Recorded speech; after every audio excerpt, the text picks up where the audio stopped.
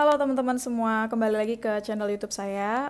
Saya Hasya Raisa dengan jurusan Ilmu Komunikasi dari Universitas Nasional Jakarta dengan NPM 2035164464490.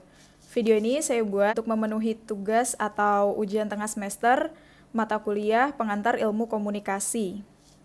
Nah, pertama-tama saya mau menjelaskan mengenai model komunikasi, di mana ada dua jenis model komunikasi, yaitu komunikasi linier dan juga komunikasi interaksional. Sesuai dengan namanya, komunikasi linier. Linier itu kan artinya lurus ya, atau berbanding lurus. Jadi komunikasi ini berlangsung satu arah, di mana hanya ada komunikator yang bersifat aktif dan juga komunikan sebagai pendengar atau penerima pesan yang bersifat pasif. Ada beberapa tokoh yang mengemukakan tentang komunikasi linear ini sendiri. Di antaranya ada Aristoteles, Laswell, Barlow, Shannon, dan juga Weaver. Sebagai contohnya dari komunikasi linear ini seminar ya. Jadi di mana narasumber memberikan informasi atau pesan, di mana audiens sebagai komunikan menerima pesan itu secara pasif. Jadi komunikator atau si narasumbernya ini memberikan informasi atau berbicara seorang diri tanpa mendapatkan tanggapan atau pernyataan dan juga pernyataan saat dirinya sedang berbicara dari audiensnya.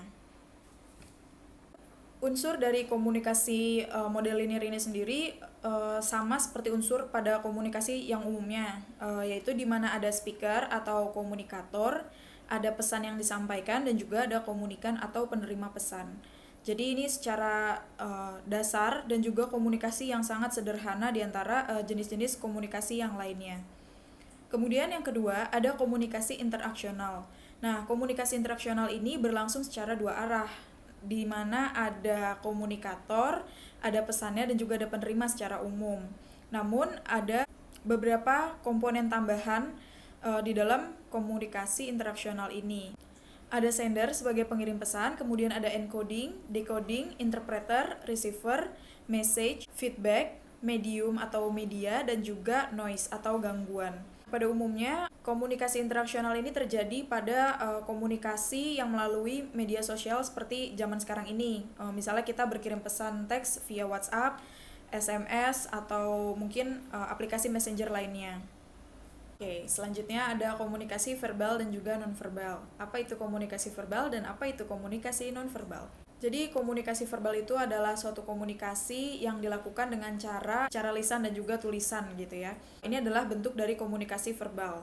Komunikasi verbal ini perannya dalam dunia komunikasi ini lebih besar dibandingkan komunikasi nonverbal karena komunikasi verbal ini lebih sering dan lebih mudah digunakan, lebih umum digunakan secara dunia global dibandingkan komunikasi nonverbal. Contoh dari komunikasi verbal ini sendiri seperti misalnya komunikasi lisan, yaitu dua orang atau lebih yang bercakap-cakap menggunakan mulutnya dan mengeluarkan kalimat-kalimat atau kata-kata yang kemudian bisa ditafsirkan oleh pendengar atau penerimanya. Yang kedua, contoh komunikasi verbal berupa tulisan. Misalnya orang yang berkirim pesan teks atau texting, juga berkirim surat atau bertukar surat kabar, itu juga termasuk komunikasi secara tulisan. Proses komunikasi verbal ini bisa berupa tulisan, gambar, lukisan, dan juga lain-lainnya. Komunikasi nonverbal ini mungkin porsinya tidak begitu besar dan tidak begitu sering digunakan, tapi dia porsinya cukup penting di dalam dunia komunikasi. Kenapa gitu? Karena komunikasi nonverbal itu lebih menggambarkan ekspresi atau komunikasi seseorang dengan cara selain tulisan dan juga lisan, lebih menggunakan perasaan gitu ya. Bentuk dari komunikasi nonverbal ini sendiri umumnya biasanya menggunakan gerakan tubuh. Komunikasi nonverbal ini komunikasi yang tidak menggunakan kata-kata, tidak menggunakan tulisan, dan juga tidak mengeluarkan suara. Dengan melalui komunikasi nonverbal ini, lebih bisa diambil kesimpulan tentang perasaan seseorang, yaitu baik senang, sedih, atau mungkin muram, dan juga lain-lainnya, didasarkan oleh ekspresi wajah yang dihasilkan atau diberikan oleh seseorang kepada penerima dari pesan nonverbal itu sendiri. Terdapat beberapa contoh komunikasi secara nonverbal, misalnya bahasa isyarat, gerakan tubuh, berupa sentuhan, vokali, kronemik, dan juga bau atau offlection. Persamaan dari komunikasi verbal dan juga nonverbal itu sebenarnya terkait dengan unsurnya. Seperti misalnya dalam kedua komunikasi ini pastinya ada sender atau pengirim pesan. Kemudian ada pesan yang akan diberikan itu sendiri dan juga ada penerima dari pesan.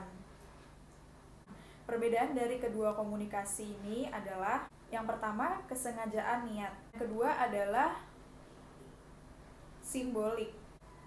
Dan yang ketiga, dari perbedaan kedua komunikasi ini adanya pemrosesan mekanisme.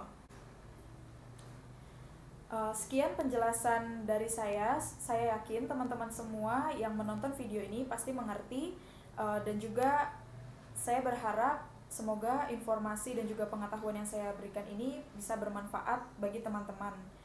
Terima kasih atas waktu dan perhatiannya. Wassalamualaikum warahmatullahi wabarakatuh.